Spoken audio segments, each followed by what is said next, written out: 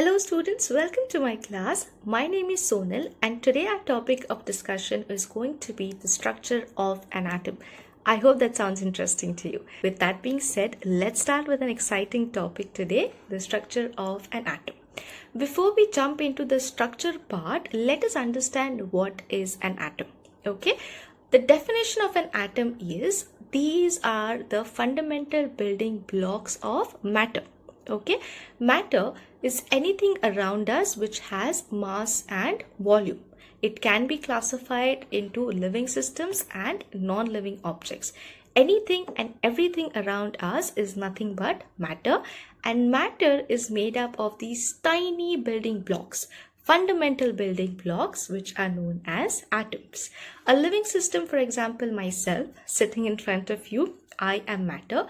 A non-living object such as this pen or a book or a computer or a laptop or a phone, all of these are examples of matter, and these are put together by using certain building blocks which are very tiny but highly fundamental in nature, and those are known as atoms.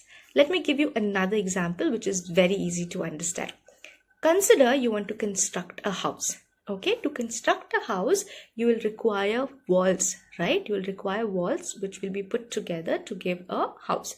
To construct walls, what do you require? You require the bricks. Okay, so bricks over here are the building blocks, fine? Bricks, when you put together, you will end up getting walls, and walls, when you put together, you will end up getting houses or buildings, right? So similarly, bricks represent atoms which need to be put together in order to give you matter, which in our example represents the house or the building that you have just constructed. I hope now the concept of an atom and matter is clear to you. Okay, so as I said, around us we have different examples of matter which also gets translated into atoms being different from each other, right? Different objects are going to be made up of different types of atoms. Okay, now let's go back into history. If I remember Dalton's atomic theory, which you must have already studied, there was a postulate in Dalton's atomic theory saying that atoms are indivisible in nature. What do we understand by being indivisible? Simply, they cannot be divided any further, right? This particular postulate was true for quite some time, but in the year 1897, there was a scientist known as J.J. Thomson, and he was the one to discover a subatomic particle known as an electron.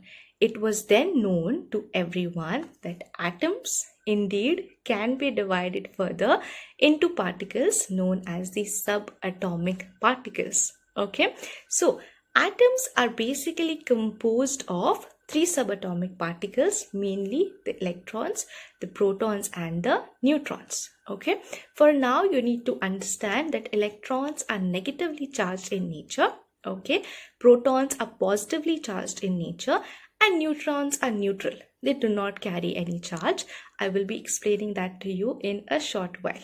Okay, always remember to explain the structure of any object. Fine, you need its elements, or you need its subatomic particles, which when you put together, then you can explain the structure of any object. Okay, for example, I give you a strawberry and I give you a watermelon, and I ask you to explain me the structure, right? So obviously you will tell me that a strawberry consists of its seeds on the outside, whereas in a watermelon the seeds are present inside, right? To explain me the structure, you need to know that strawberry and watermelon consist of seeds, and then you're going to explain me the positions of these, right? Similarly, to explain the structure of an atom, it was very crucial for us to know the subatomic particles present in it. Okay, as I said, these subatomic particles are protons, electrons and neutrons. Now we will play around with the arrangements of these particles in order to get the actual structure of an atom. Okay, so many scientists tried their luck in order to explain the structure of an atom. We are going to study a few different ones, but starting with J.J. Thomson. Okay, so J.J. Thomson gave us the atomic model, which is known as the J.J. Thomson's atomic model, also known as the watermelon model and the plum pudding model. Okay, What he said was that an atom, okay, is made up of a positively charged sphere, and the electrons are embedded in this positively charged sphere. Okay. Also, he said that the number of positive charges and the number of negative charges are equal in nature, and hence the atom is electrically neutral. It's like, suppose you have -10 and +10, they're going to cancel out each other. You'll end up with 0, right? So similarly, an atom is electrically balanced. This was also known as the watermelon model, and also the plum pudding or the Christmas pudding model. Watermelon, because it showed that the flesh of the watermelon was the positively charged sphere, okay, and the electrons were embedded in it, like how we have the seeds present in a watermelon. Similarly, in the Christmas plum pudding model, okay, the entire pudding part was the positively charged sphere, and the raisins which are present in it were represented as electrons. Okay, so these were the two names given to the J.J. Thomson's atomic model.